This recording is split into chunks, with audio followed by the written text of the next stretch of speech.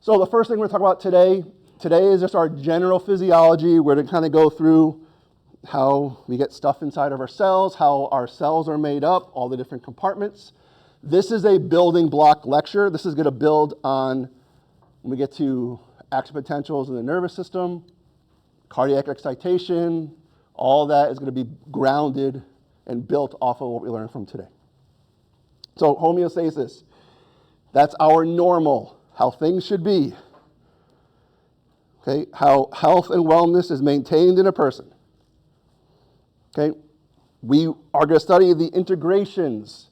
How does our body communicate and talk to each other? As an example, this is maintenance of blood pressure. Blood pressure is not just controlled by our cardiovascular system. Yeah, it's going to control blood flow and resistance, but our GI system is also involved, our fluid and salt intake. If we drink a lot of water, blood volume goes up, pressure goes up. If you're eating a lot of salt, blood volume is going to go up, your pressure goes up. So your GI has a role to play with your blood pressure. Your renal system, that's how we control our blood volume. We can get rid of excess water through the urine. We just pee it out. We don't care about our urine concentration. We just want to get rid of stuff. So the urinary system is also involved. The nervous system, your appetite, your thirst, plays a role in blood pressure. Your vessels, they will constrict and relax and dilate. That's all under nervous control. Endocrine system, our fight or flight nervous system, integrates our body system. But again, the ability to maintain a stable internal environment is homeostasis, and that means our body is normal. Everything's working the way it's supposed to. We're in homeostasis. That's normal values. Each variable has its own range that they like to be in. That's that homeostasis for that variable, whatever it is. So our goal in physiology for the summer is to learn how our body maintains homeostasis. So the way that we do that is via negative feedback control. Negative feedback, is that going to turn on the system or turn it off? Off, okay? You have better control when you can turn things off rather than keeping them turned on and getting stronger and stronger and stronger. There's only a few feedback mechanisms in our body that are positive feedbacks. That means that as that hormone or level starts to rise, it causes it to go up more and more and more. Main ones we're going to learn about are platelet activation. So when we stop bleeding, that's a positive feedback to get those platelets to stick. Pregnancy, when you start delivering, is a positive feedback to get that baby out. So there's a couple of positive feedbacks. For the most part, they're all going to be negative feedback controls. Levels get too high, we have the ability to calm them down and bring them back down again. So they're all going to be negative. So these variables on the right, you do not need to memorize these things. I will tell you what numbers you need to memorize. On all your exams for the PA program, but they'll include for physio and anatomy, we include a normal lab value. Some of you in the PA may have seen that on your medical terminology exam. It said normal lab values with a little link. You click on that, all the values show up. Some of the important things. For example, glucose, that's just our normal blood sugar. The set point is that our body would like to have a normal blood glucose of around 90 milligrams per deciliter. We say the normal range is 75 to 95. Blood sugar less than 100 is considered hypoglycemic. It's too low. So our set point is 90. The normal range is 75 to 95. Again, you don't need to memorize that, but these are just the things that our brain and our bodies like. This is our set points for these variables. One thing I do want to mention, if you look at these numbers, and especially this one, these three numbers have the decimal points, which means they're very exact. So if you look at potassium, serum K, the range that we want potassium is 3.8 to 5. That's only a 1.2 swing. That's very tight ranges, which means they don't like to be out of whack really, like out of those ranges very, very much. You look at sodium, sodium is a little bigger, but 138 to 146. Those are 8 units of difference to still be normal for sodium. But for potassium, they're very, very tight ranges. Those ions like to be in very tight control. That's why you'll see very tight ranges for those numbers. So these are just our set point values. These are where we like to have these values to be, and our body will make changes depending on what it has to do to either raise these values or lower them. And that's what homeostasis is. We're changing up things to get these numbers back into normal values. So with our negative feedback controls, we have a couple of things we have to know, some definitions. The set point we just talked about, that's that center of that normal range. That's where we want it to be. That's our target range. For temperature, what's our normal range for a temperature? What's the average temperature? 98.6. So that's what our 98.6 is. When you go higher than that, you got a fever, and so on and so forth. So we're going to use temperature as an example because it's easy. We all know how temperature works. So the set point, we want our temp to be 98.6. That's our set point. The sensors are the receptors. We have receptors throughout our entire body, inside and outside. And all these receptors are specific for certain things. They're all, one's sensitive for temperature, one's sensitive for glucose. They all have certain specific receptors.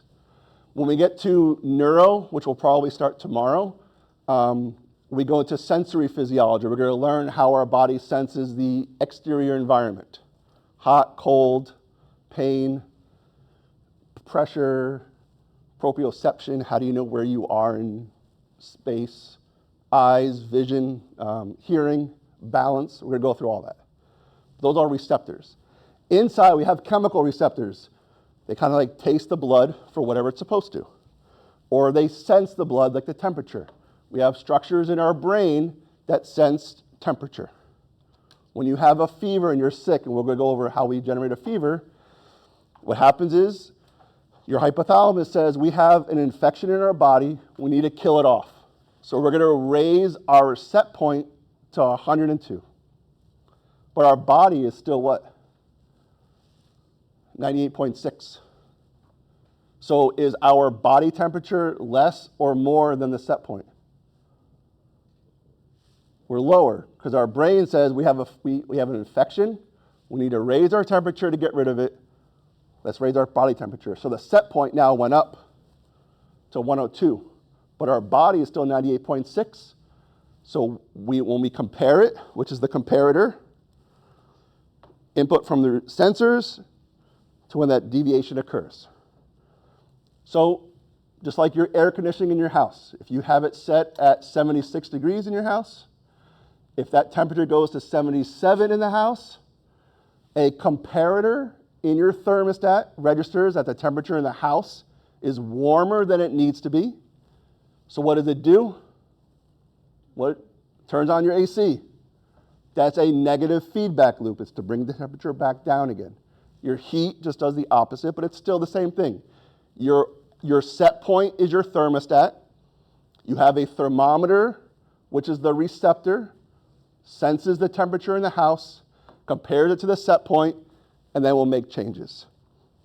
So the effectors restore to normal levels. So the AC comes back on, kicks in. If you go upstairs right now, it's very warm, so it's trying to work up there.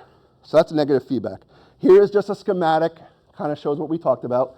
Here is the initiation of the event, whatever it is. If you go into a cold plunge, temperature is going to drop. That is a stimulus, or the event is jumping into a cold plunge. The variable is going to be your temperature. The receptor is like your thermometer, right? Control center compares it, and then we have our effector. What are we going to do to bring these levels back to normal? So here's another example, just kind of written out kind of what we talked about. Condition that causes the body temperature to decrease, you jump into an ice bath. Our body temperature is going to drop, and notice there's a change. We compare it. Yes, it's not right. We need to increase our body temperature. So we do that with muscles shivering. So you start shaking. Your muscles contracting generate a lot of heat. Humans are not very efficient when it comes to ATP generation. We lose a lot of it to heat. That's why we get very hot when we exercise. We're not very efficient. So that's an example of a negative feedback. Any questions about negative feedbacks? As we go through, we'll give more examples of these negative feedbacks, but this kind of gives you the example of what does it mean when we start bringing up those words. Oops.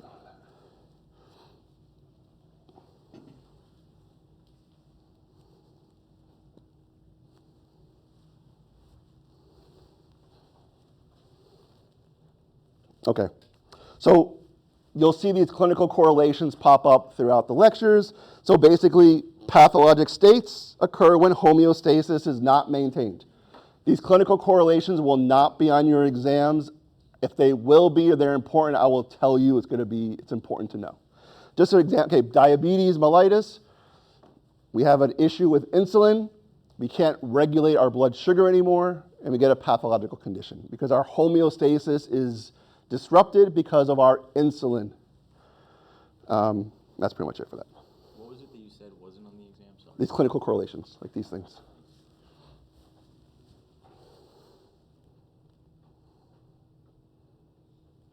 Okay, give you some memes, since we're talking about the cell. I don't talk about the internal structures, so I gotta find someplace to put these things. Okay, so the internal environment. Okay, we're gonna talk about compartments now. We have two. We have the intracellular fluid, which is everything inside the cells, and we have our extracellular fluid, everything outside the cells, and they include our interstitial fluid and the plasma. So your blood plasma and all the fluids interstitial between the tissues, that is your extracellular fluid compartment, ECF. The intracellular is just the fluid inside the cells. The movement of things from internal to external allows us to function and do what we have to do. So it's all that movement that does it all. So here is our intracellular fluid. I do want you to know the concentrations of which ones are higher where. So there's another slide next that will sum it for you, but I want you to know that from the intracellular fluid, potassium is very high. Sodium and chloride are very low inside the cell. It's the opposite for the extracellular fluid. Why is that important to have these changes in concentrations? What does it allow? Gradients. Now we have a concentration gradient from either in to out or from out to in. So once all those doors open up, you're going to have movement of those concentrations. When you start having movement of ions, you start getting a charge. You get an action potential when you have these movement of ions. Okay? So remember, this is the total ECF. Includes the interstitial fluid and the blood plasma. They both work together to form the extracellular fluid compartment. Okay, another very important number to kind of tuck away somewhere is the protein. You don't want any protein in that interstitial fluid. That's one of the big things. We're going to get to this a lot when we get to cardiovascular. You don't want protein at all in the extracellular fluid space. You see right here, interstitial, I circled it 0. But if you look at the intracellular fluid, it's 3. When you have this problem with proteins, you start getting swelling and edema formation, all due to abnormal proteins where they're not supposed to be. So protein will come up to be very important, but just realize also that we should never really have any protein at all in the extracellular fluid in that interstitial space. So within this internal environment, we have free exchange of water and small solutes in that extracellular fluid compartment. So obviously, in the capillaries is where all of our nutrients are going to be. They need to be offloaded out of the capillaries into the tissues, but we also have to have a way to get all the waste products of cell respiration out of the cells and into the plasma so that we can get rid of the CO2 or whatever that's there. So there has to be some movement. So this water and small solids can go pretty freely in the extracellular fluid, so between the interstitial space and the plasma. Easily move around. The problem comes in when we talk about the interstitial and the intracellular. We're talking about this now. That is very tightly regulated. We have this phospholipid bilayer there. Is that hydrophobic or hydrophilic? Or phobic. Hydrophobic, right? I meant to say the fat one, but I just said water. So it doesn't want only fat molecules can get through that phospholipid bilayer. Water-based molecules can't get through. So they need a way to get through. We'll get to that in a second. Okay. So our makeup, total body water, 60% in men, 50% in females. Normally, 60% is going to be in the intracellular fluid. 40% is going to make up your ECF. Of the total extracellular fluid, 80% is in the interstitial space, and 20% is in the plasma. So there's a lot of volume of water trapped in the interstitial space. That's a reservoir for when you get dehydrated. And I'll have an example of that in a second, kind of showing what it means. So here's your other thing I talked about in the slide before. ECF, high in sodium chloride and low in potassium. Your intracellular fluid inside the cell, high potassium, low in sodium and chloride. That you have to know. You don't have to know the numbers, just know how the gradients are set up so you see how movement of ions is going to occur. And again here, no protein in the interstitial fluid. You don't want protein there. And that brings us to our little final definition is osmolarity. Osmolarity is how many solutes are in the concentration. So we'll go through that in a second. And it's usually, hopefully this is going to be the same in all compartments, the same number. It's usually around 280 osmoles, milliosmoles. That's a normal value, about 280 is a normal value for our bodies, 280. That means if you added up all the solutes in our blood, you'd get about 280. So, because of the large interstitial volume of blood that we talked about before, or of fluid, it's a big reservoir. So, capillary membrane is permeable to water into plasma to maintain blood volume in a hemorrhage. So if you're bleeding like crazy, you're going to lose a lot of blood volume. If you're losing blood volume, your pressure is going to drop in your body as well. So our body has a defense mechanism, especially when you're in severe dehydration. It's going to move the water from the interstitial space into the plasma to help us keep ourselves hydrated and not go dehydrated.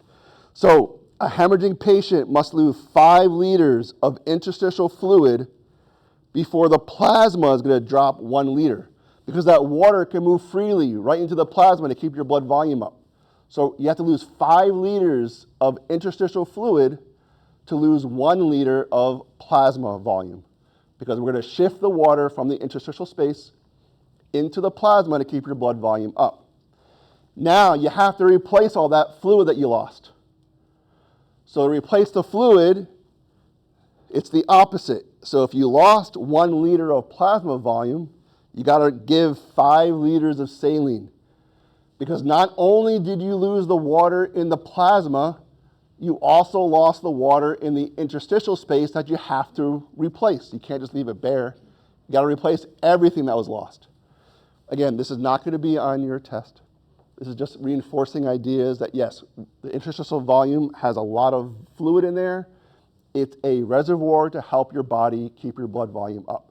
Remember, homeostasis, the only thing our brain cares about is having a certain blood pressure. No matter what our body has to do to maintain that blood pressure, it's going to do it. And when we have severe dehydration, your plasma volume is going to drop. All that interstitial fluid is going to dump into the plasma to keep that stuff up. Here's another one. Okay. This last little thing, again, this, you don't have to know this is not in your exam. This is just people like to know the magic behind the mystery of things. There's a thing called the indicator dilution principle. And this is just how, yeah, you don't have to know this. This is just how they figured out how much volume is in each compartment. They use certain chemicals that don't transfer between compartments. They give you a certain amount and they see what's there. Again, you don't have to know all this stuff. It's just how do they figure it out? For people who like to know the mystery, you can read it. If not, you're fine. Okay, so that's pretty much homeostasis. Again, all our body is trying to do is keep those numbers stable. And it's going to alter everything around it just to do that. Okay. Membrane transport mechanism. We have to figure out a way to get these things across that membrane, especially if they're a water-based molecule. They need transporters. They can't get through that lipid bilayer. So membrane transport mechanisms. Just think of doors. All these are doors. Some doors swing both ways. Some are in circles. Some of them just open one way and the other way. That's what you think about with these membrane transport. They're just doors. And what we're trying to do is move solutes. Okay? So we have to exchange solute between the cells and the interstitial fluid. Again, we have to get rid of waste products. We have to bring in nutrients, oxygen, glucose into our cells so that they can do whatever they have to do. The type of membrane transport dictates its function. So you'll figure out when you take anatomy is the structure, physiology is the function. How do they work together? If it's an excitable tissue, it has voltage-sensitive membranes.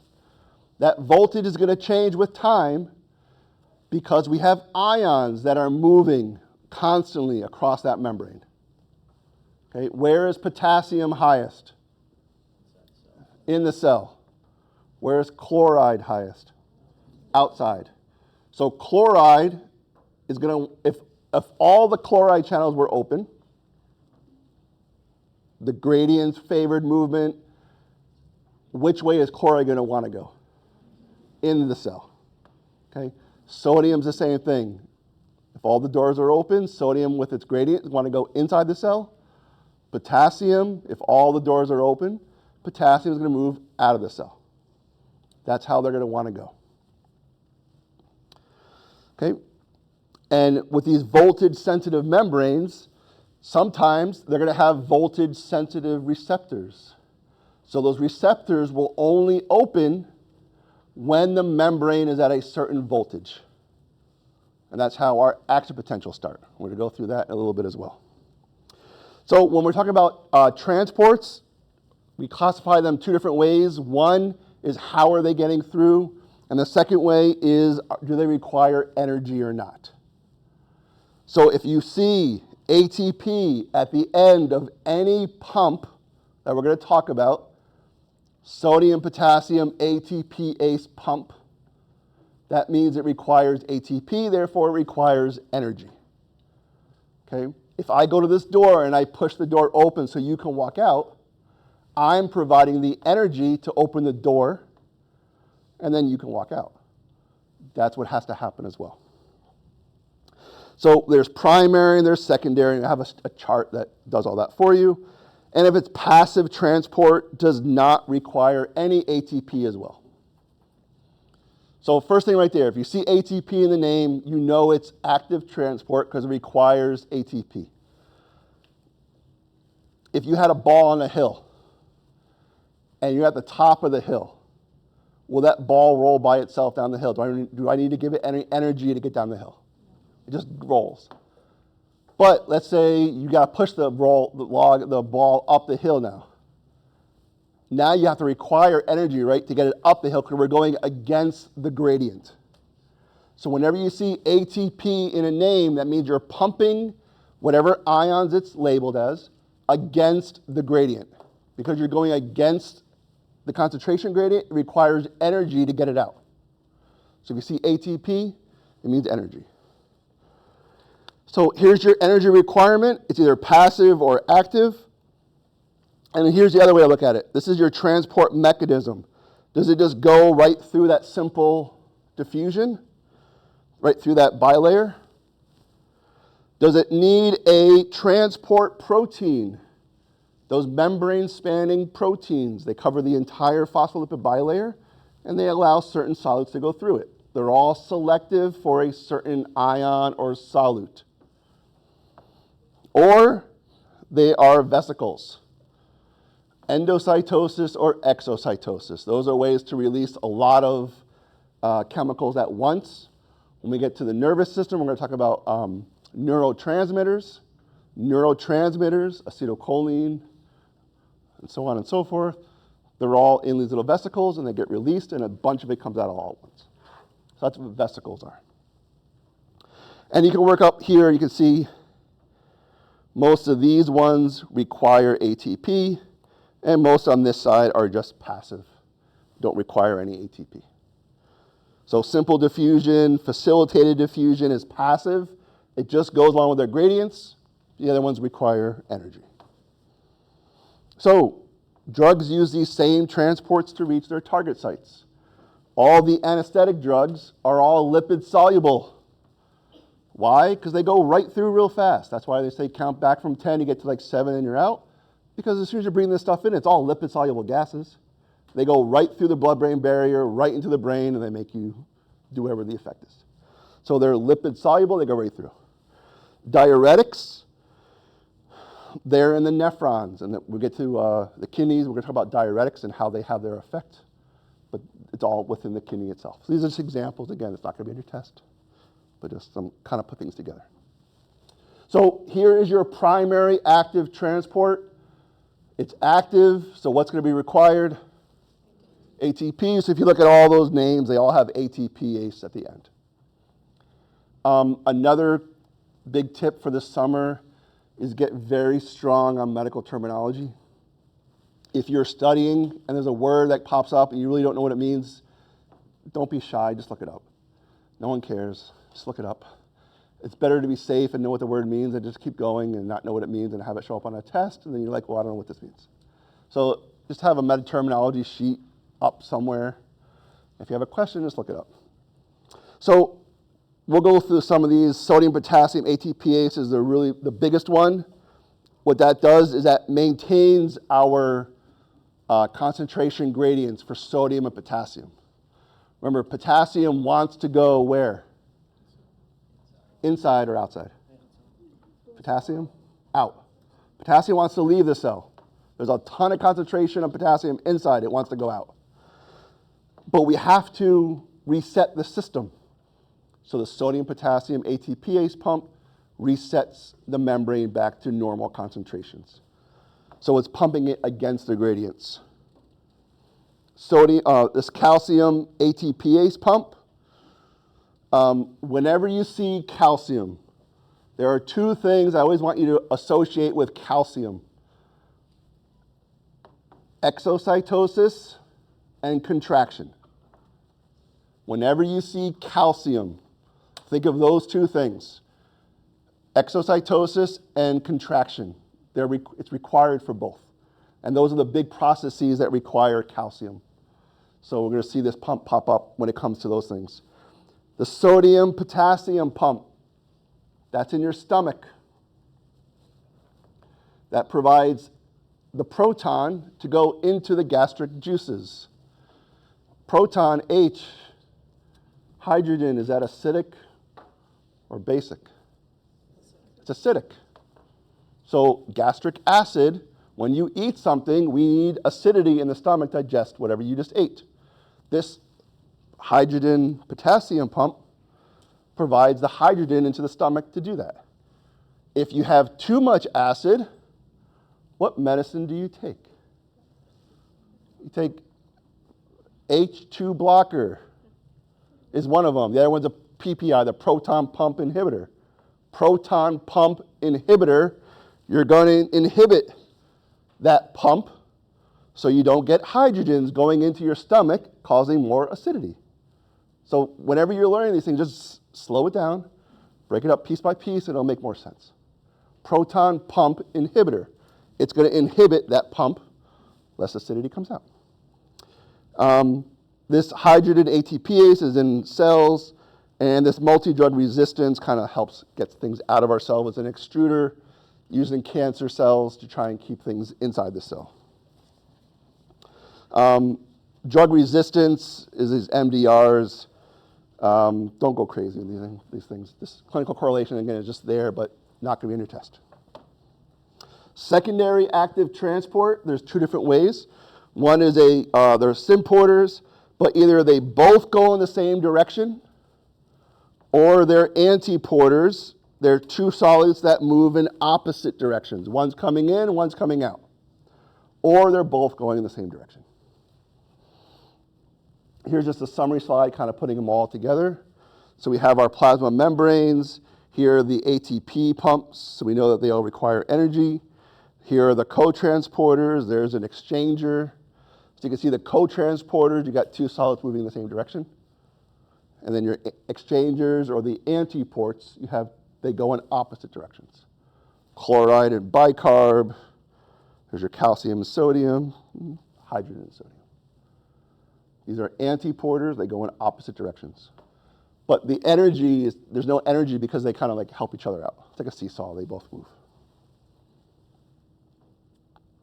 Passive transport, important thing about passive transport, only if there's a favorable electrochemical gradient will it move passively. What is the electrical part of the gradient? What is that determined by? Charge. Okay? In a normal environment, we haven't done anything yet, the inside of the cell is going to be more negative than the outside of the cell. So the outside is going to be positive, the inside is going to be negative. As we start moving things, that thing is going to change. So that's the electrical part. The chemical gradient is just, is it higher outside or lower inside? That's the chemical part. And as long as both the electrical and the chemical forces are both favoring movement, as long as that membrane transport protein is open, you're going to have movement. Okay? They either go right through the lipid bilayer or via a pore, which is a membrane spanning protein. That's a pore. So Fick's law of diffusion, the net flux per unit area, the factor of permeability of the solute. Is it permeable? Can it pass through? And the concentration difference.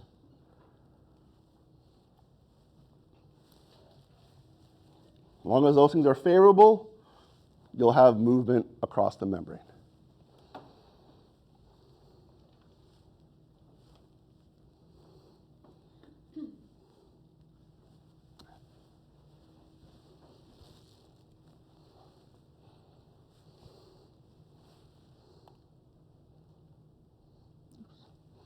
Okay, I think that's it. Let me see. No, it's not.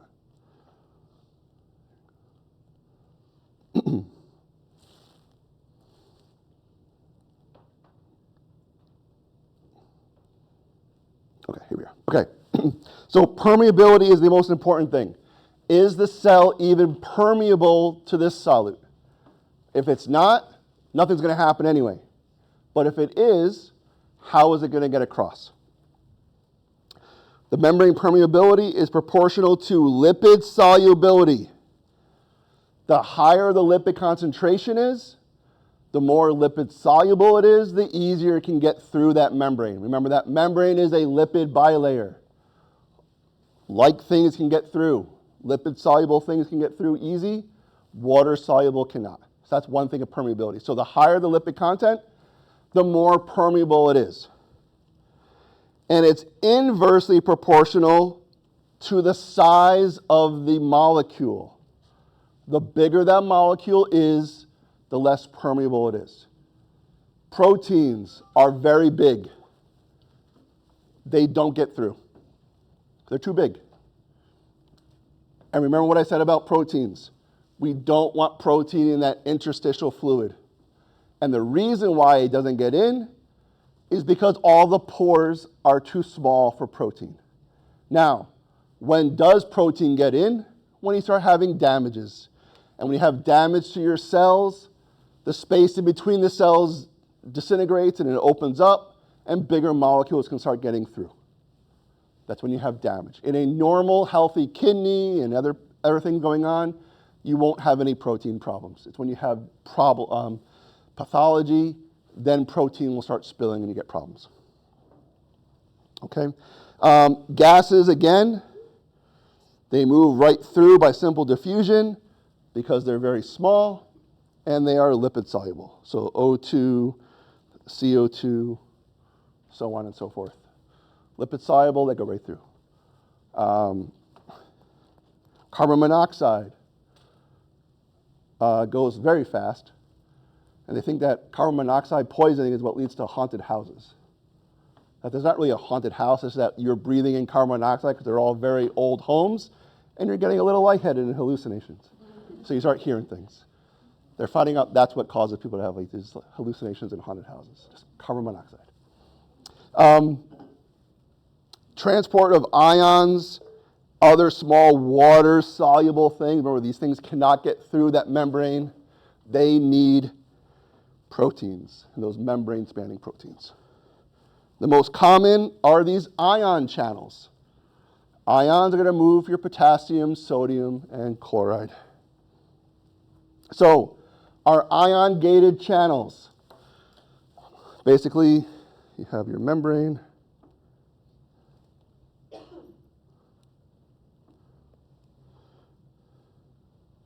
We have an open area up there, and we have an area down there.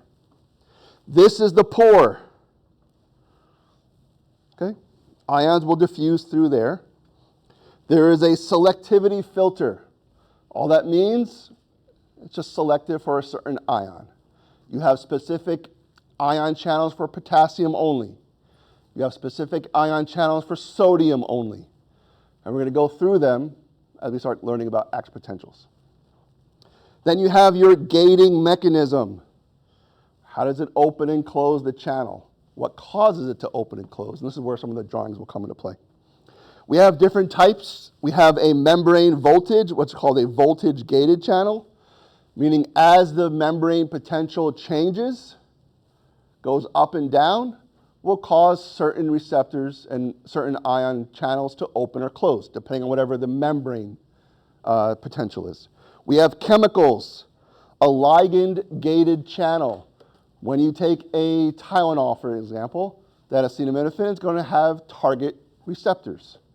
When it gets to that receptor, well, it's not a great one, but when a ligand or a chemical binds to the door, it opens it up. It's a ligand-gated channel. It needs to have a certain chemical bound to it, then the door opens up. Mechanical forces, these are just stretch activated, just as, we're going to draw this out in a second, but as the tissues spread, it just causes the pore to open up because now we're pulling tissues apart. That hole in the middle gets bigger, allows stuff to get through. So here is, eventually, okay. So here's our first drawing for the class. What time is it? Let's take a break. Come back at 1:30 and we'll get started.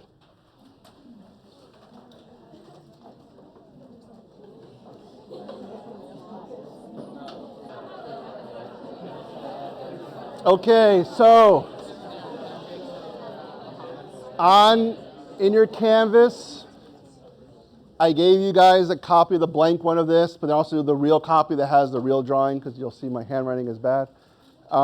Hopefully it'll be better because I can actually write like a real piece of paper now. Before I had like write on a computer screen while I was doing it, so hopefully it gets better now. But if you want to draw along, you can. If not, pay attention or whatever. So the first thing we'll talk about is just these ligand-gated channels. So let's say we have the door. Oops, what is it doing here? Okay.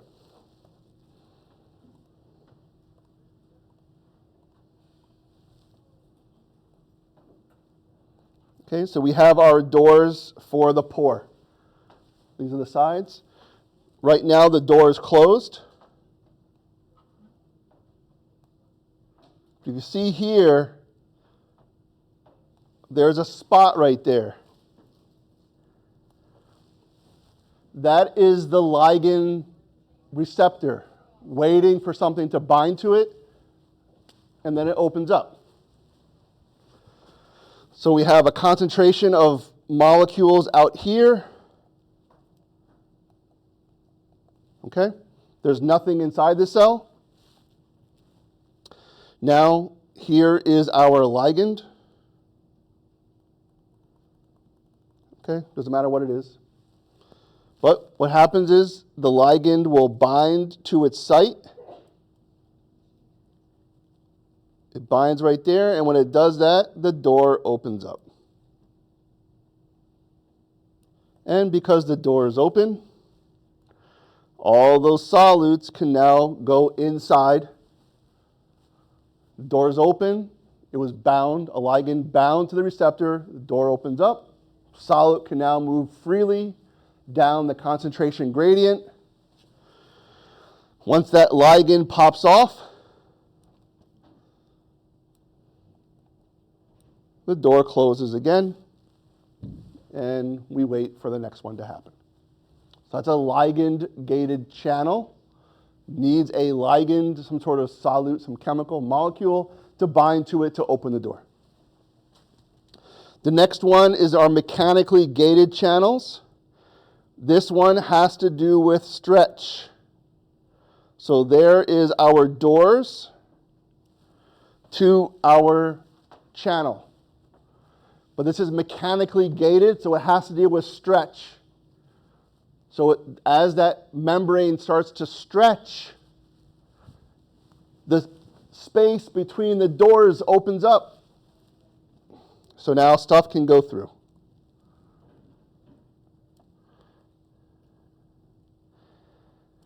Okay, and now, whatever solid can get through. This is a mechanically gated channel. Requires a stretch of that membrane. It just pulls the doors apart and solids can get through. The last one are our voltage-gated channels. This is where sodium, potassium come in. These are our voltage-gated channels. They will only open up when the membrane has a certain voltage associated with it. So, our sodium channel. When we set this up, we have our sodium molecules out here. Remember, where is the majority of sodium, inside or outside? Outside. So there's going to be a lot of sodiums outside, only a few inside. Okay. What is the charge during normal states of the outside of the cell? Is it positive or negative? Outside is positive. So we're going to put little positives here. We know the inside is negative.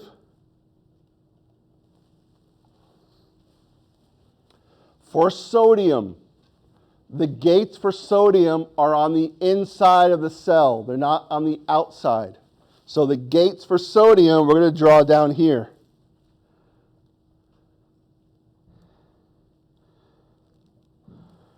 So there's the gate for sodium.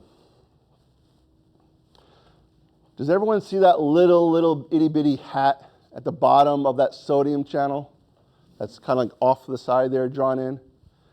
That little thing at the bottom there, it looks like a little hat upside down, is called an inactivation gate. It pops in there and shuts down the channel. So the voltage change for the membrane.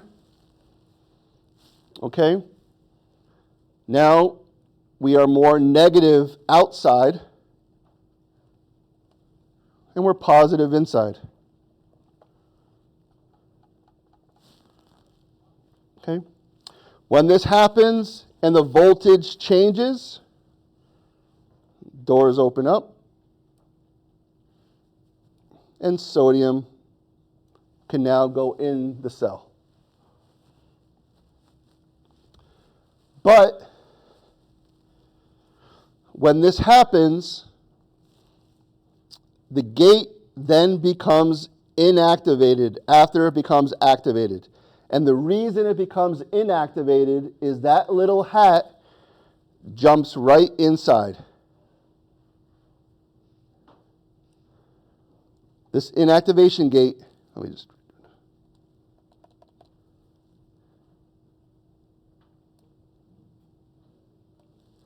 just fills in the spot. I can't draw that. You'll know what I mean.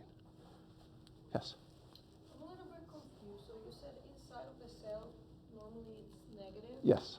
How is that so if we have more concentration of potassium? We'll get to that in the next part. Okay. We'll get to that. Yeah, question back there too? Are you able to move the projector? I can't. Is that TV up there not really working very well? Okay. It's a very small. Okay.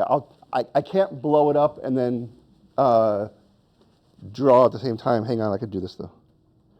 Where is it? Usually there's supposed to be a zoom here. But okay, I'll work on the bottom part in this room. This is the first time we're teaching really in here, so I didn't really see the bottom part. What? I saw you zoom in earlier. The zooming? I mean, here? Yeah. Yeah, but the bottom part, I draw more, and people in the back can't see it. Okay, sodium channel. When it opens, it'll make more sense when we get to the sodium-potassium pump. Just realize that for that sodium channel, after it opens, the inactivation gate goes in there. It's going to become very important when we get to refractory periods regarding active potentials. So we have this inactivation gate that kind of occupies the channel, and you have to wait for the voltage to reset before all this resets. So that inactivation gate is still in there while the outside is negative and the inside is still positive.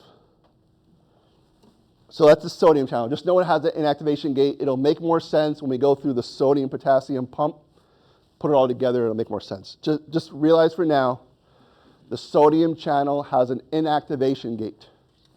No other channel has it that we're going to learn about. So just the sodium one does it. The potassium, same thing. At a certain voltage, potassium channels will open up. Where will potassium want to go? Outside. It's going to want to leave the cell. That's where potassium is going to go. Any questions about the different channels? You said this type is the only one with inactivation. Yep, sodium. Okay. Passive transport. These are just called uniporters. Bind a single solid at one side, and you deliver it to the other side. This is an example of passive transport. And we have facilitated diffusion. That just means it's diffusion. It's being facilitated by something, which is going to be a protein. So it kind of makes it go faster. Some examples are our GLUT transporters. These are glucose uptake transporters. We have different ones throughout the body, and their job is to bring glucose from outside the cell inside the cell. So we have those are another type of transport as well. But again, it's passive, so what doesn't it require? ATP. Here's our vesicular transport. This is that last form of membrane transport. This is macromolecules. These are molecules that are too big. Remember, what are the two things regarding Fick's law that influence diffusion of a solute? There are two things. Size and the charge. Or is it open to it or not? So the size. With exocytosis, endocytosis, these are ways to get bigger molecules inside or out of the cell through vesicular transport. So endocytosis is bringing in material. Exocytosis is export of those materials. So exocytosis is dumping them out of the cell, endo bringing them in. Okay? Don't worry about the rest of that stuff. Lambert-Eaton syndrome, what it does is it blocks sodium or calcium channels from working on the muscle side. If you don't have calcium, what are the two things I told you remember with calcium? Contraction and exocytosis. So these patients with Lambert-Eaton, they don't have calcium channels. They're all blocked. If you don't have calcium, you can't have exocytosis. If you don't have exocytosis, your neurotransmitters don't get released. Neurotransmitters don't get released, the muscles will not contract. So people with Lambert-Eaton, their muscle contractions inhibited, resulted in muscle weakness. We've blocked the receptor for calcium, so calcium does not work. Therefore, you have no exocytosis, no neurotransmitter release, and your muscles won't do anything. Osmosis is just diffusion of water. We're going to talk about this a lot.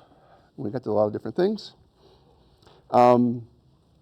Water transport, again, is always passive, either by diffusion gradient or the hydrostatic pressure gradient. Whenever you see the word hydrostatic, it's the pressure exerted by a fluid. In our case, it's going to be blood, or the water concentration in the blood provides a pressure. It's called hydrostatic pressure. So whenever you see hydrostatic pressure, it's the pressure of the blood pushing out.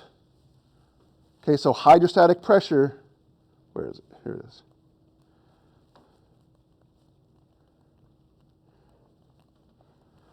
Pushing out. So if you have a water balloon that's not filled, and you fill it with water, that water that's in that balloon is pushing out to inflate that water balloon. It's exerting a hydrostatic pressure to exert pushing out, which is why people who have congestive heart failure, and the blood's not really moving anywhere, the blood's accumulating and getting bigger, the blood volume is expanding. It's pushing out on all your vessels. Water can go freely, so water goes out. That's why they get swelling in the legs and edema, because the hydrostatic pressure is so great in their system, it's pushing all the stuff out. How do you think you get it back in? That's where proteins come in.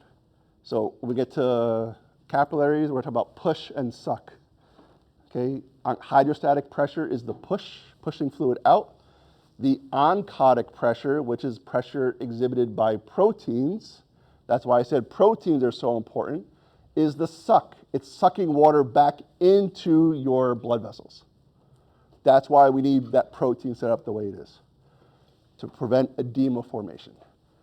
If you don't have the right proteins, you're going to start swelling with fluid real bad. So osmosis, again, is just water movement expressed in terms of total solute concentration. That's why I talked about the 280 osmosis. Osmolarity is how much solute is in the water. That's where the word comes from. That's what osmosis is, all the water stuff. So I'm going to be talking a lot about like Kool-Aid with concentrations. So if you have diluted Kool-Aid, you have a lot of water, very, very little sugar solution to put in there, which is the solute. What color is that Kool-Aid going to be with a lot of water? Very, very light. Now, we only put 1 cup of water, and we're going to put 10 scoops of solid in there. We're very, very, very concentrated. What's going to happen to the color of that solution? Very, very dark red. That's what I talk about. We talk about concentrations, and I have this picture here for you guys. That concentration of a solution is how much solute is present in the solvent. The solvent in medicine and physiology here is just going to be your blood plasma.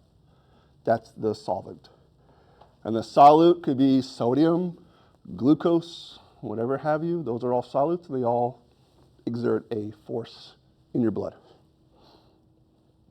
So the expression of your osmotic strength of a solution is the total solute concentration, each solute present. So 1 mole of glucose dissolved in 1 liter of water gives you 1 osmolarity per liter, because there's only one solute in there, glucose. But salt is 2, because when you dissolve salt in water, it becomes sodium and chloride. Those are 2 solutes, and that's why for salt, you get 2. You're going to be looking at osmolar gaps when you look at labs. You want to know, is there too much solute in this person's blood? If so, where is it coming from? For example, if you drink antifreeze, some people will try that for suicide. They'll drink antifreeze. Antifreeze in it has polyethylene glycol. Our body does not metabolize it, but it builds up in our system. And if you drew blood on that person, they will have higher osmolarity because they ingested a bunch of solutes that normally aren't there. So you'll see where all this pops up with ClinLab and stuff like that with regards to solutes. When you're talking about water concentrations, it's usually in reference to something else. And that's how you can tell, is this isoosmotic, hypo, or hyper. If it's isoosmotic, 2 solutions have the same osmolarity. We want our compartments to have the same osmolarity, interstitial, extracellular with intracellular, because then you have no movement, you just have free water moving, that's it. When you start having changes, then you're going to have water movement, because water is going to want to make both sides equal, right? You guys ever do that experiment in high school? You put the dialysis tubing and you put the dye inside and you see how it comes out and the whole jar becomes the same color. That's osmosis. You're moving from you're trying to even out both sides of the equation. So a hyperosmotic solution, greater osmolality than the reference. In medicine, the reference is your normal blood plasma. Okay? Normal blood plasma, those of you who work in the hospitals, what percent saline is normal saline? 0.9% sodium chloride per 1 liter gives you 0.9% of sodium chloride. So if you were to give someone 2% sodium chloride, is that hyperosmotic or hypoosmotic compared to our reference blood, which is 0.9? Higher, it's hyperosmotic. And likely the hypoosmotic, lower osmolality than the reference. What is the lower solution we can give for saline? Anyone know? You just half it, 0.45%. Half normal saline, you also may have seen it written that way, half normal saline is just 0.45%. That is that isoosmotic, hyper, or hypoosmotic compared to our normal blood plasma? Hypo. We're giving solution that's lower osmolarity than our reference, which is our plasma. Okay? Now, why is that important? We're going to talk about, here's our osmotic pressure or hydrostatic pressure. Remember, on this side has all the solutes. This side does not. Separated by a semi-permeable membrane. All the solutes are on the left side. So therefore, the osmotic force is going to want to go towards the left, right? Because all the solutes are there. It wants to dilute that out. But we have a stopper. Oops. There's a stopper here that's sensing the pressure. And as the water starts moving up, it's going to cause pressure on that little valve there. And then we measure it, it gives us osmotic pressure. That driving of water exerts a pressure on the other side. We can measure it, it's called osmotic pressure. It's just a way to prove to you guys and show you that yes, there is movement of water that does have an effect. Okay, we estimate osmolality using sodium, glucose, and urea concentrations. Those are the 3 major solutes in our blood. and they pretty much make up our osmolarity. So you can kind of estimate what the anion gap, it's called. If you measure it in a lab, now you're more sophisticated and more sensitive, you'll get a better number doing a full lab osmol. And then all the lab results give you the osmolarity now, so you don't have to calculate anything. You just look at the number and it tells you. So here I told you about before, the ethylene glycol with ETOH intoxication, but antifreeze is the same thing. You're adding a solid that shouldn't be there. So if you measure the osmolarity on these people, it'll be a lot higher because they ingested some more solids than they're supposed to. So effective osmolarity. Again, some or not are completely semi-permeable. That allows some solids to move. When this happens, if that solid can move, osmotic gradient is reduced because the solute can move also.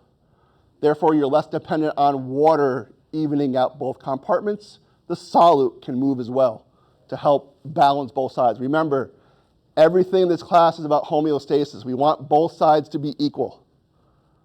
And in this case, we want our osmolality to be equal. How do we get it that way? Water movement will do that, amongst other things. So effective osmolality, also known as tonicity. Whenever you see the word tonicity, anything to do with tonicity, just think of salt. Oops. Here we go. Just think of salt. Tonicity, salt, saline, whatever you want to call it. But that's what it's referring to. So if you have an isotonic solution, which in our case of plasma will be a 0.9% saline, you're giving it to a person because they are already 0.9% in their plasma, you're giving them 0.9%. There is no net water movement because both sides are equal. There's no net water movement, which means water is moving back and forth constantly, but it's equal on both sides, so there's zero net movement. If you give a hypotonic solution, so a smaller effective osmolarity than the cells, causes the cells to swell. Why does the cells swell? Why do they beef up and get bigger when you give a hypotonic solution to that patient? Water's moving into the cell to Why? form equilibrium between the cell and the solution. We're trying to get equilibrium between the solution that we're giving and what we already have. Because I'm giving you something less, where is the higher gradient? In the blood or in the saline? The blood. The blood's 0.9. The fluid I'm giving you is half of that, 0.45. Water is going to move to the higher concentration gradient. Therefore, the water is going, the saline that you're going to infuse is going to go into the cells because it's trying to dilute out all the extra concentration in the cell. Okay, so when people are dehydrated, you can give them 0.5, 0.45, and it helps push water into the cells. Yeah, your question? Is osmolarity and osmolality interchangeable? In this course, they are. Like for medicine, they are. When you get to like chemistry and that stuff, it's different. But here we keep all the same. If you give a hypertonic solution, this is your 2%. Or I'll put up here 0.45%. Okay. Now we're giving a larger effective osmolarity than the cells already have, and that causes your cells to shrink. Because we have a higher concentration in the saline. Here's our saline at 2%. We have our blood, which is 0.5%. Water is going to want to go to the higher concentration. So you're going to have water movement in that direction, and therefore your cells are going to shrink. So people who have like cerebral edema, or they have too much fluid in the brain tissue due to diseases, meningitis, or whatever, we give them high solution, high, like 2 or 3% water, saline solution, and that pulls the water out of the brain, causes the cells to shrink, and reduces edema. So that's a little bit about fluids and saline and why we give certain things at certain times. We don't want to cause an osmosis or osmotic gradient. Everyone understand hypertonic, hypotonic solutions, what happens to the cells and why? All due to osmosis. So we already discussed this already kind of in our discussion, so you can either read this on your own. It's just kind of rehashing what we talked about as far as giving different types of fluids. Okay, so we've gone over the different compartments. We've gone over what solutes are in what compartment, which way they want to go. Now let's talk about membrane potentials and how we start activating our cells to do things, because without action, you don't have anything going on in your body. Your nerves have to become excitable. If the nerve is not excitable anymore, nothing's going to happen to you. That's why people get paralyzed. They have loss of connection information from the brain to wherever it's got to go. So whatever downstream of that transection of that cord or that nerve, everything downstream of that has no action potential. Therefore, the muscles don't get stimulated. Therefore, you can't do anything, causing flaccid paralysis. So if you took a very, very small electrode and you put it in the cell and you measured it compared to the outside, you would see that the inside of the cell is around negative 70 millivolts. We'll just say negative 70. It says 74, depending on what book you look at, you may have a different number. But for the most part, in our bodies, it's around negative 70. That's our resting membrane potential. At rest, if you did this, you would see a negative 70 difference from outside to inside. Okay. These voltages are fundamental because they generate and propagate electrical signals that we call action potentials. Okay. Non-excitable cells are also affected by membrane voltage because it also contributes to electrical chemical driving forces. Remember we talked about for these solids to move, there has to be an electrical gradient that favors movement and a chemical gradient that favors movement. You need both of them there. If they're both available and going in the right direction, then you'll have movement of the ion. And this movement is what causes your action potential to go up and down. So cells have selective ion permeability. They're only going to be receptive to certain ions. So the following steps are involved in developing diffusion potential. So we know that potassium is diffused into the lower compartment. In this example, not normal, we know that. So in this example, we have all the potassiums outside. Everyone see all the potassiums outside? Not much inside. So once the potassium channel is open, potassium will move.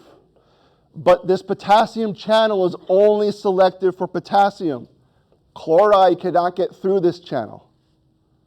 Only potassium will. So if we have all this potassium, potassium is positive or negative? Positive. All this positive ion is going where? In this example, down or up? Down. All the potassium is going in. What do you think is going to happen to the membrane potential as potassium starts to go in? Will it become more negative or will it become more positive? More positive. So this number will go from negative 70, negative 60 to what? Example. So like 0. Maybe go higher. They go to like 0, maybe even plus 20, plus 40, whatever. But it's going to go up because more positive ions are going in the cell. More positive coming in, the inside becomes more positive because more positive ions are moving in. Okay? So potassium is going to keep moving until it reaches what's called an equilibrium potential. All ions have an equilibrium potential. What does that mean? If you left all the potassium channel doors open, so potassium can move freely as much as it wants, eventually it's going to stop moving. Why? Because the concentration gradient will even out, and then the electrical gradients will also make it so it's so positive inside. Why would a positive ion want to go inside? Remember, positive goes to negative. Positive to positive is going to repel. So as long as that electrochemical gradient favors movement, potassium is going to keep moving. Eventually, it's going to stop. And we'll get to those numbers right now. You don't need to know the Nernst equation. Okay, guys? Okay, this is not undergraduate. Okay, I'm not going to test you on this stuff. Okay? Again, I put it there so people like to know these things, so I give them all the information they want. Now, if you look at the ions, we have sodium. We know that intracellular sodium is very low. Extracellular sodium is very high. If you left all sodium channels open that they can move as freely as they wanted to, they would want to make the equilibrium potential to be plus 67. So if you left sodium to move by itself and it equaled out, our resting membrane potential would now become plus 67. What is it normally? Negative 70. Okay. And well, here is 61.5, but whatever. Negative 60, negative 70, no one's going to care. Don't split hairs over that number. Okay. So that's plus 67. Sodium. Sodium is higher inside compared to outside. So if you left potassium alone by itself, let it go much as it wants freely back and forth, it would make an equilibrium potential of negative 95. Okay? Calcium, the other ones don't worry about. Those are the two important ones I want you to know. They're going to become very important as we get to active potentials and especially when we get to the cardiac stuff. Okay? So, again, you don't need to know the Nernst equation. You don't need to know how to calculate these things. Just understand that if you left sodium alone by itself to do whatever it wanted to, it would equilibrate at around plus 67. Potassium wants to get to negative 95. These will become very important as we go on to the next step. The resting membrane potential. Now, in a normal environment, you don't just have sodium going by itself, potassium by itself. Everything is moving constantly all the time. So you can calculate the resting membrane potential by looking at potassium, sodium, and chloride. Those are the three major ions that move, so they're going to have the biggest weight on that resting membrane potential. However, our resting membrane potential is negative 70. Was that closer to the resting or to the equilibrium potential of potassium or sodium? Potassium. And the reason is because potassium is the most important factor that generates our resting membrane potential. Sodium concentration is the most important part of our resting membrane potential, most influenced by potassium. So, because we know that, yes? So the most important ion in maintaining our resting membrane potential is potassium. Potassium wants to be at negative 95. Our normal resting membrane is negative 70 because of potassium's influence. So there's a couple of more definitions we have to talk about. Depolarization. Changing to a less negative number. So we're going to be going up. More coming closer and closer to zero. That's depolarization. Hyperpolarization. Membrane potential becomes more negative. So we're going to go down with this one. Repolarization is just the returning of that membrane potential back to normal, whether it's going from high to low or low to high. Doesn't matter.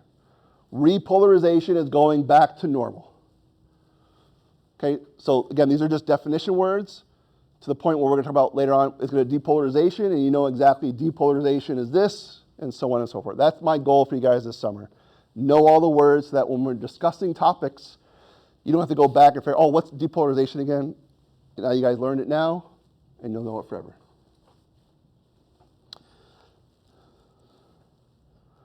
So, clinical correlation. Here we go again. Here we go. Hyperkalemia.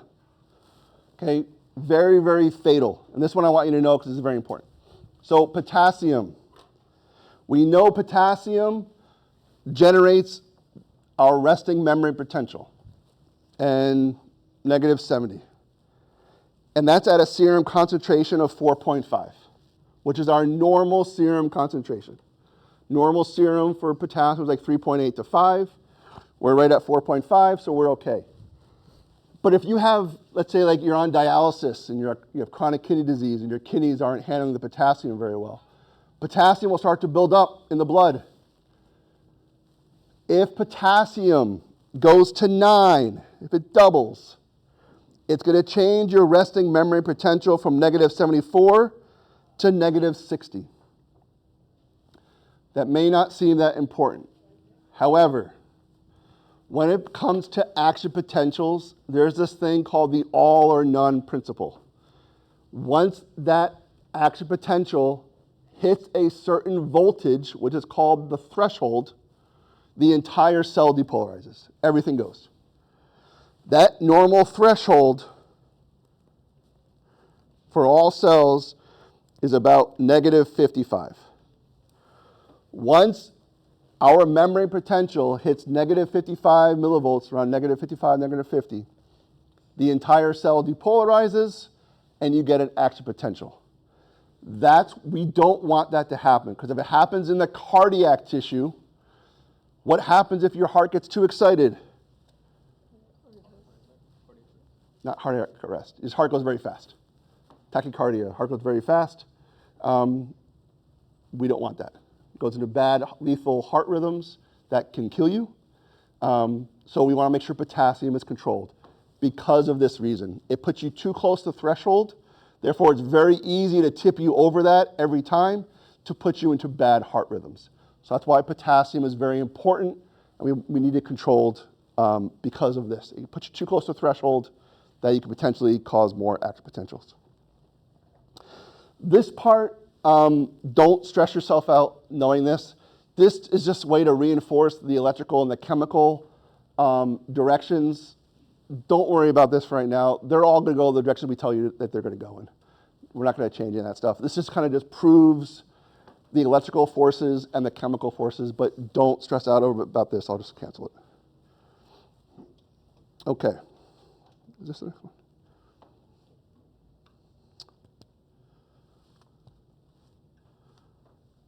Okay. So, action potentials. What time is it? That's only, I don't know what. 2:09, okay. Okay. Action potentials, then we're done. Excitable tissues, neurons, muscles have to respond to a stimuli in order to do things. Here's that all or none impulse. Happens when you're depolarized beyond that threshold voltage. And for our purposes, negative 55 is considered threshold. Okay, the closer you are to the threshold, the easier it is to have this all or none depolarization happening. Depending on where this is occurring, you're going to have problems depending on wherever it's occurring. Once threshold exceeded, the phase of rapid depolarization, which ends abruptly at about a peak voltage greater than 0. Overshoot is defined as anything above 0. That's considered overshoot. Again, these are just definitions. We're going to talk about this a lot more when we get to like the neuro stuff next. So depolarization is getting closer to 0. Overshoot is anything above 0, plus 10, plus 20, and so forth. These changes are due to sodium and potassium conductance. So they're flux. You'll see that too sometimes. Flux. How are they moving across the membrane? Sodium and potassium movement is what causes these depolarizations to occur, these action potentials. When we get to the cardiac stuff, we're going to see where calcium comes into play. But on normal action potentials, it's just sodium and potassium movement that causes these changes in the action potentials to occur. The rapid depolarization is caused by voltage-gated sodium channels. Okay, so the first thing that happens, the voltage-gated sodium channels open up. Which way does sodium want to go? Into the cell, right? What's going to happen to the cell membrane potential as you start dumping in a lot of positive ions into it? Become more and more positive, right? So therefore we get the spike. So we'll put a line here. So we'll say this is negative 70, here's negative 55, here's 0. So we're normally here. We get an action potential coming up. We hit threshold. There's our threshold line. Once we hit it, we go straight up. Anything above 0 is called what? Here's your overshoot. And there's your action potential, AP. This is just due to sodium channels opening. We have not talked about potassium yet. Remember, these are voltage-gated channels. Membrane potential has to be at a certain voltage or these doors don't open. Just so happens, the sodium channels doors open up at around negative 70, negative 60. That's where the sodium channels open up. Where do you think, what voltage do you think the potassium channels open up? What? 0 and a positive 10 maybe, it doesn't matter. But it's going to be in those normal voltages like 0. That's when potassium opens, and you'll see what happens next. So peak voltage, the depolarization will abruptly end, and the membrane enters repolarization. Now we're going back to baseline. And that has two parts. The first part is that inactivation gate that closes. Remember that I told you about that little activation, the inactivation gate, that little hat that jumps into the channel. That's the first thing that happens. The inactivation gate closes. Are we going to have any more movement of sodium at this point? No, sodium is done because that inactivation gate popped in the way. Sodium's done. They're not going to move anymore.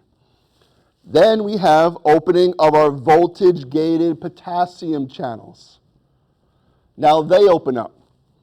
Where's potassium going to go? Out of the cell.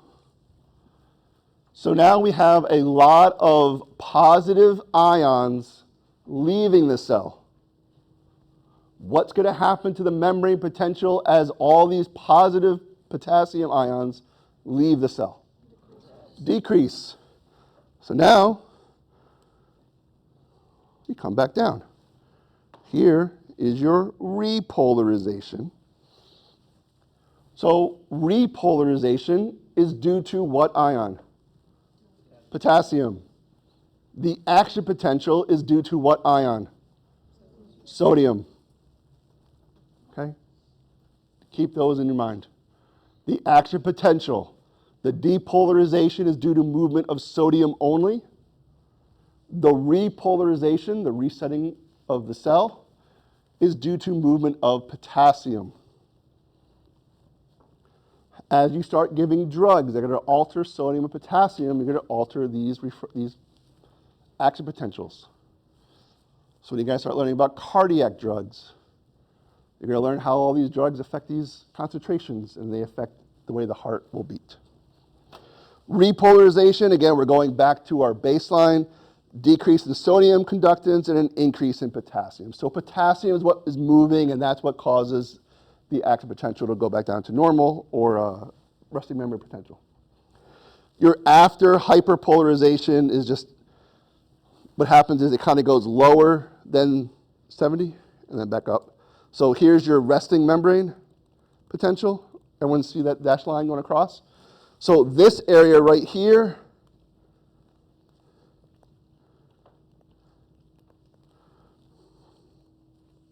is your hyperpolarization. You're going below your resting membrane potential. Now remember, we talked about the resting membrane potential of each ion. What was the number for potassium? Where did potassium want to go when it's the only ion moving? Negative 95. So potassium is the only ion that's moving for repolarization. So that's why the membrane potential is going to drop as close as possible to negative 95. And that's why you have that hyperpolarization. Because potassium is the only ion moving, it wants to get to its own equilibrium point. For potassium, it's negative 95. So that's why your membrane potential drops all the way and goes lower than negative 70 because it wants to get to negative 95. But it doesn't get all the way down because what pump is also always going at this time? Sodium, potassium. Our sodium, potassium, ATPase pump is constantly going at this point also. So yes, we are having potassium leave the cell. Sodium's coming in. But that pump is working all the time to get the concentrations back to normal so that we can do it all over again on the next one. Refractory periods. Once you have an action potential, the membranes of the cell has changed and it's altered. We have to wait till it goes back to, everything gets reset before you can have another action potential. You need to have everything reset. So there are two types of refractory periods. We have an absolute and we have a relative. The absolute means during the absolute refractory period, you cannot, no matter how much stimulation you give that cell, it will not depolarize. The reason during this absolute refractory period that no matter what you do, it will never depolarize during the absolute period is because of the inactivated sodium channel. That little hat that jumped in there and blocks the channel for sodium, that whole apparatus needs to be reset before it can go again. So that resetting of that inactivation gate is what causes the absolute refractory period. The sodium gate is not reset. It has to go back to normal setting. Doors closed, inactivation gate out of the way. So during the absolute refractory period, you're waiting for enough of those sodium channels to reset. Once enough of those sodium channels have reset, their inactivation gate is out. If you have a strong enough stimuli, then you can get another action potential. And that's called the relative refractory period. During the relative point, enough sodium channels have reset. And once the voltage changes, it can go and deliver another depolarization, another action potential. So these will come into play when we get to start talking about action potentials more in detail with neuro and with cardiac. So everyone good? Once you have that depolarization, remember that it's all or none. Once you hit threshold, everything happens. We have to wait for the cell to reset. Absolute refractory period, the inactivation gate is still there. Sodium channel will not open. So it's absolute, nothing's going to happen. But during that relative time, enough sodium channels have reset so that they can be depolarized to cause another action potential. So those are the two things that are going on. And we will do this tomorrow, so we'll stop here. Okay, I'll see you all tomorrow, and we'll finish this stuff up.